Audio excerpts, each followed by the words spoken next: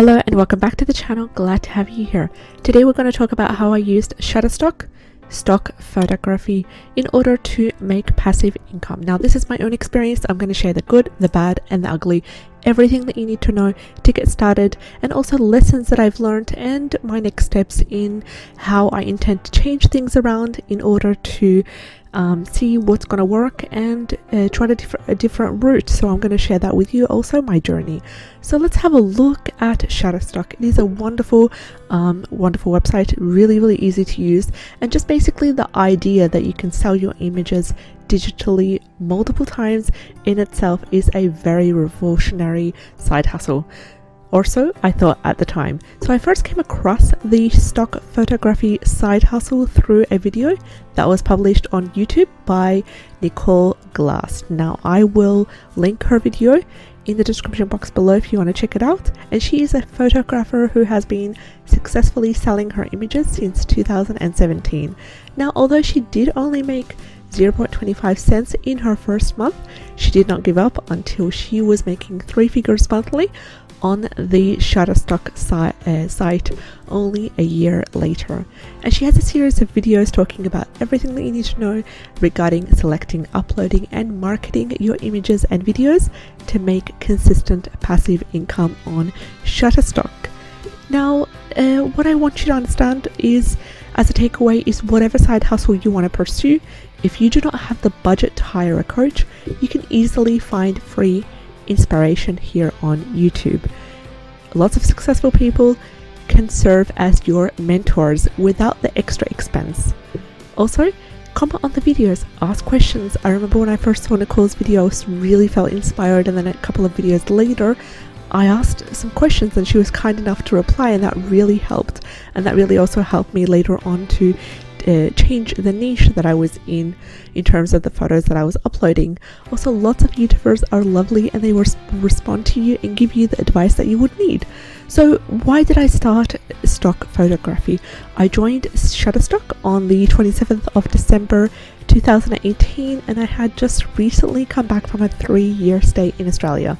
I was motivated to get back into online work, where I worked on my herbal business during the day and I juggled face-to-face tutoring at primary school students in the afternoon. So that was what I was doing back then. So you can imagine how busy it was, and I was really craving the peaceful and the gentle transition to online work, and what better way than uploading the images from Australia at the comfort of my own home while getting paid to do so.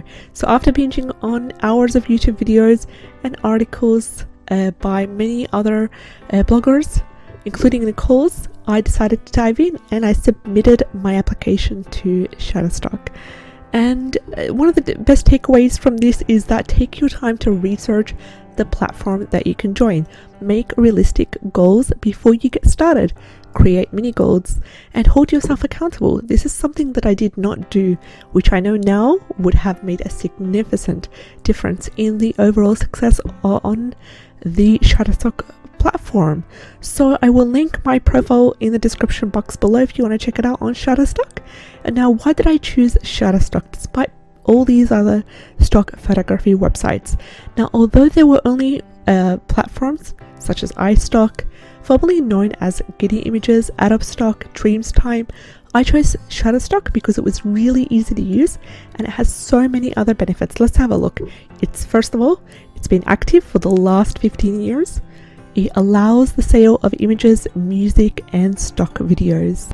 It's also paid its photographers over $500 million to its sellers, according to what's said in the website, and it allows the sellers to use their copyright protected. So it allows the sellers to regain their copyright and have complete control of the photos and of the stock products that they upload. And it also gives credit to the photographer even after the purchase. It maximizes efficiency and productivity. And what I mean with that, this is a really important feature. It allows for multiple uploads of up to 50 images at the same time, and this is a must when you are working with a large number of photos. You can also upload images. The images, once they are uploaded, they can stay for up to 1 week in the draft section, which gives you the chance to edit them before submitting them for approval. You have that 1 week time. It also has a great keyword suggestion, which helps you filter out the best keywords to use to help your images get found. It uses AI to identify what your image and video is about, and it basically suggests keywords that can be added at a click of a button. And best of all, it has an app which can be used by sellers from the comfort of your own phone. It allows you to basically review your earnings, upload images and videos from your phone. Now, I did try uploading the same images to Dreamstime and iStockPhoto, and unfortunately I had no sales, confirming to me that I made the right decision by focusing on Shutterstock. Now, one of the best takeaways here is focus on one platform at a time for a minimum of 3 months. Don't spread yourself too thin, uploading on too many platforms and expecting different great results.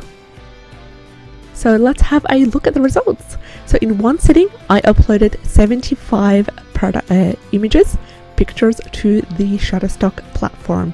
The pictures included some Finnish nature scenery during summer trips, pictures of herbs, and random pictures of Australia, which the majority of it were images of food.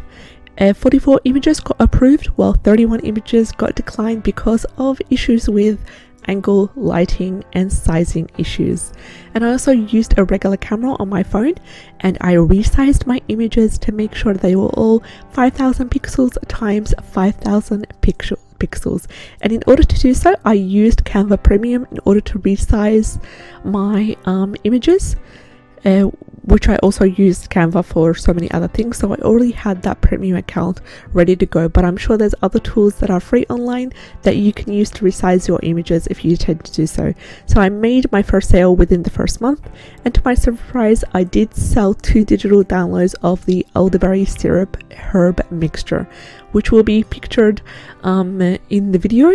And it's really nice because I took the picture as part of my herbal business in Australia, and I had randomly taken this image to showcase it on Facebook account and to show it behind the scenes to the customers.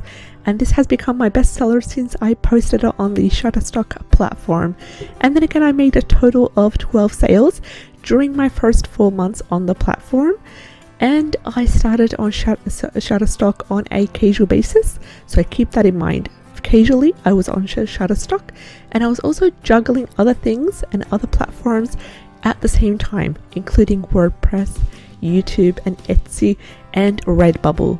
It was also more of a guessing game to see if it will bring in actual sales and if there was a demand. I wasn't expecting a lot since I invested only minimal times. So one of the takeaways from this part is start uploading videos or images as soon as you join the platform. The more you upload and get declined, the faster it is you will learn from your mistakes, and you will familiarize yourself with what images work best and the right sizing and the angle needed. Now, what did I use to promote my work? Of course, you can't just leave the images right there in Shutterstock. If you really want to sell, you have to take marketing in your own hands, and you have to use free promotional methods. And when you sell anything online, it's really important to take promotion and marketing into your own hands. And the platform does have an active daily buyers, but your image is sitting among 200+ million images. Now, what I did is I used free methods to promote my images from time to time, at least consistently for about the first 2 months, and I pinned my images on my Pinterest account. I linked my Shutterstock portfolio on YouTube for my audience to see, and I also posted some of the best images on Facebook to get the word out there from time to time. Now, the best takeaways is to use free promotional methods to let family, let friends and followers know that you are selling your digital assets on Shutterstock. You never know who will buy from you. Now let's share the good, the bad and the ugly about joining this platform. The good is the platform is easy to use and easy to understand. It saves time and allows you to download, edit and submit over 50 images at the same time. So it's wonderful for anyone who loves multitasking. It's also a wonderful keyword suggestion tool which allows you to submit 50 keywords for each image. there's also a great fast approval time. So all my images got approved within 2 days, and the ones that got denied came back with an explanation as to why. And this is really, really helpful when it comes to correcting and resubmitting later on. And there's also a wide variety of categories which allow you to submit images and videos in many topics. Also, it allows the sellers to easily promote their work on social media by making sure that there is icons for social media that easily they can click on to share a particular image. Now, what are the bad things about Shutterstock? In my case, I found that you actually need to be consistent in uploading many images if you want to be successful on the platform. Consistency is key. You need to also take marketing your images seriously, but also being consistent at least on one social media platform will make a big difference in your overall income.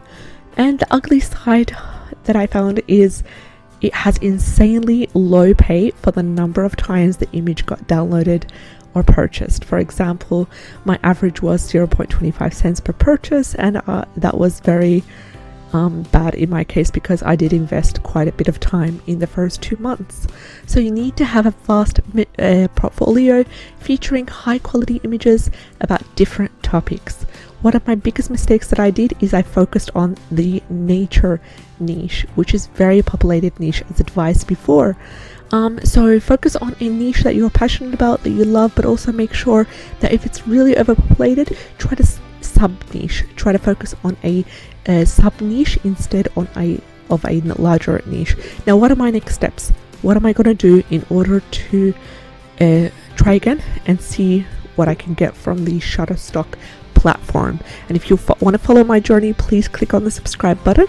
I will make updates regarding my journey on Shutterstock, as well as many other passive income streams that I'm sharing on the channel. So I would like to continue in uploading my images on the Shutterstock platform. I do believe that the platform has a big potential for success. But one mistake I did is I wasn't consistent.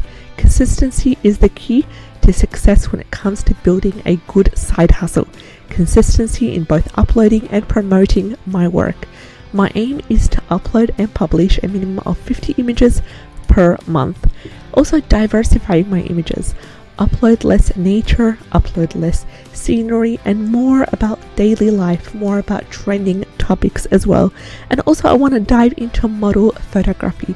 Model photography for friends, for family. This has a great potential for success.